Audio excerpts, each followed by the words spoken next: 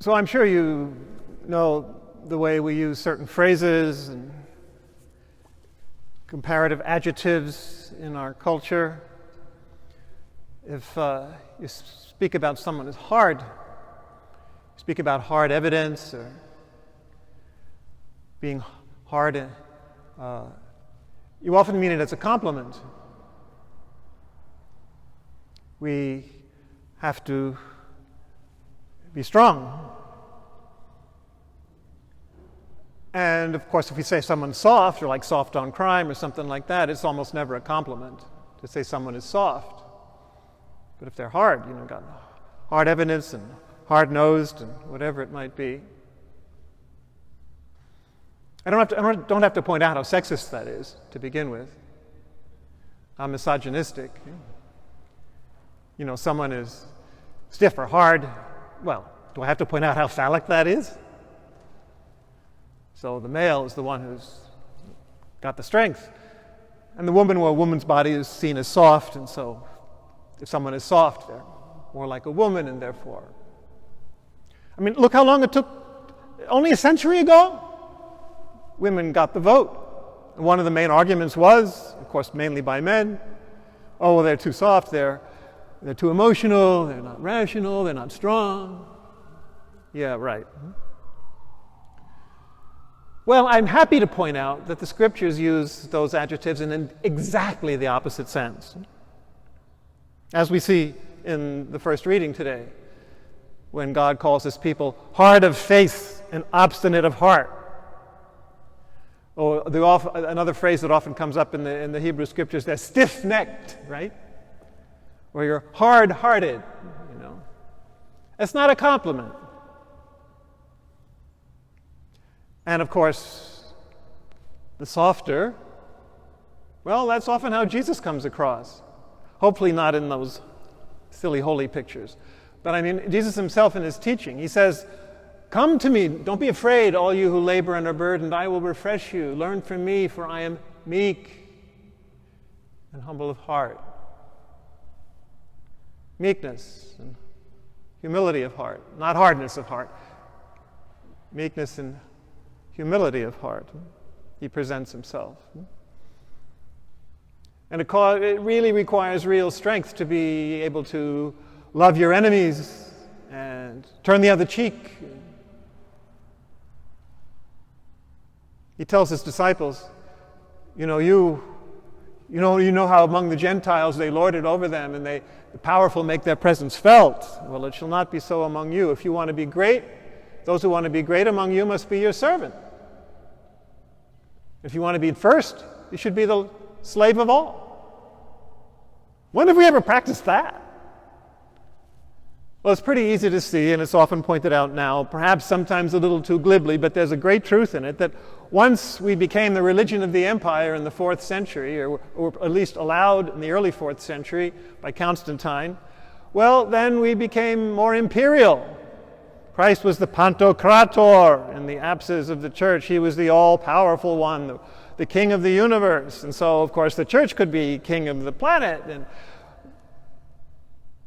And of course, fighting wars. All these Christian nations across the centuries were busy fighting wars. And then we even, in the name of God, would come across to this hemisphere and wipe out people and rob and pillage because, we had the right.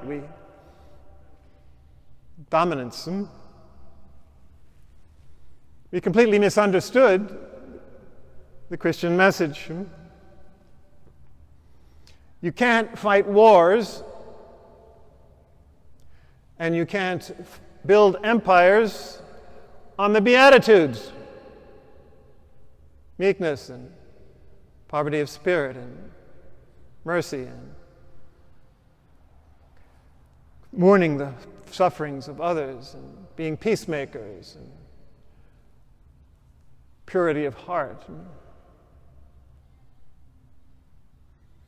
So we really need to take a fresh look at just what being strong in the Lord means, or what it means to be human, what it means to be Christ-like, what it means to be divine. The people in Christ's own kin didn't recognize him for anybody special because he was just one of them. Well, that's all we are, one of the human race. But Paul gives us a good clue as to how to deepen this understanding today. Here's this very strong person, very strong personality. Obviously, he's totally stamped, for better and for worse, let's admit, the early church. And he had to learn his lesson. I besought the Lord that, this affliction, whatever it was, should leave me. And God said, no, my grace is enough for you. So Paul says, well, good, then I'll boast of my weaknesses. Not just put up with them, but I'll boast of my weaknesses so that the power of Christ may literally pitch its tent in me, is the word he uses. In other words, the power doesn't belong to him. It doesn't take up residence permanently. It's not his.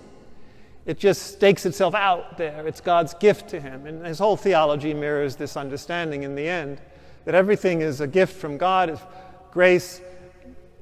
No power of his own, no work of his own, no action of his own can gain God's love. It's just a pure gift. And he says, so it's when I'm weak that I'm strong. Okay, when have we ever practiced that? Who believes that? That it's when I'm weak that I'm strong. Leonard Cohen sang famously, there's a crack in everything, and that's where the light gets in. Really, when have we really embraced that? It's when I'm weak that I'm strong. Why is that? Well, all of us in the end are weak. All of us are going to die. All of us will get sick if we don't get killed before that. We're weak. We're fragile. We're ephemeral. But let's boast about it. Let's be glad about it. Because that means that God's power can freely come into us. If we're not pretentious and pretending to be strong and being like Pharisees, if we just present our need and our poverty, our existential poverty before the Lord, well, then he'll fill it with his compassion, his love, his reassurance, his presence, the compassionate love of the meek heart of Jesus, of the Lord. So we don't have to worry about being strong. We're better off when we're not, because that's when we learn that the power, to use another phrase from Paul, it's in an earthen vessel, just a clay pot, and all the power comes from God. So it's perfectly evident where the power comes from. It doesn't come from the pot, but from the potter. It doesn't come from us. We're just the clay to which God breathes his Spirit, his grace. And we should rejoice in that. And as if we say, well, so do we recognize Christ then? Look behind me at the crucifix, which we see all the time, but haven't we kind of reinterpreted that as being, Christ's heroic suffering and, a Mel Gibson kind of offering of himself for the world? No, it's his weakness. He's mirroring the human condition for us so that we don't have to be afraid of it.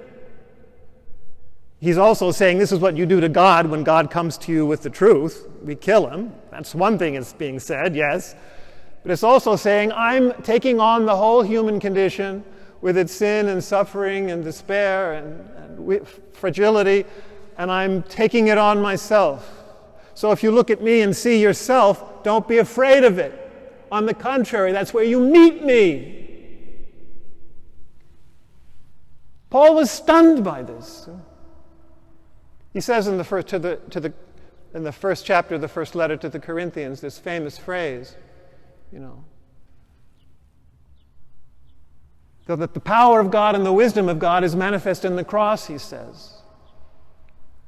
Most of you, he says to the Corinthians, you weren't powerful, you weren't rich, you weren't well-born, you're really nothing in the eyes of the world, but that's great, because that's where God comes in. It says Christ is the power. Christ crucified, he says, specifically. Christ crucified is the power of God and the wisdom of God. Foolishness to us. But he says the weakness of God is stronger than humanity, than human beings. The weakness of God is stronger than humans. And the foolishness, the folly of God is wiser than humans' wisdom. So that weakness and that folly of the cross, total, utter surrender, total defeat in the eyes of the world is where God works. That power and wisdom of God, that foolishness of God, and that weakness of God is where God's power and wisdom is revealed. I mean, seriously, have we ever really taken this on? No wonder Christianity is floundering, fussing around with culture wars and the nuns and all of this, because, we've lost it. If we ever had it, this message would be totally revolutionary for the whole planet. Starting with the church, if we let it. If we got away from our clericalism and our monarchalism and our patriarchy and all this nonsense. And allowed the weakness of God and the foolishness of God and the fragility of God and the vulnerability of God to allow us to embrace our own fragility and vulnerability and foolishness and weakness, to find God there. You won't find him anywhere else, certainly not in domination and imperialism, but in service and in compassion to human weakness and need. I was hungry, you gave me food. You thirsty, you gave me drink. Stranger, you welcomed me. In prison, in the hospital, and you came to see me. That's the human condition. But there's one more step here, which is even more astounding and radical. So Jesus mirrors for us the human condition. But Jesus also, we rightly believe, mirrors for us God.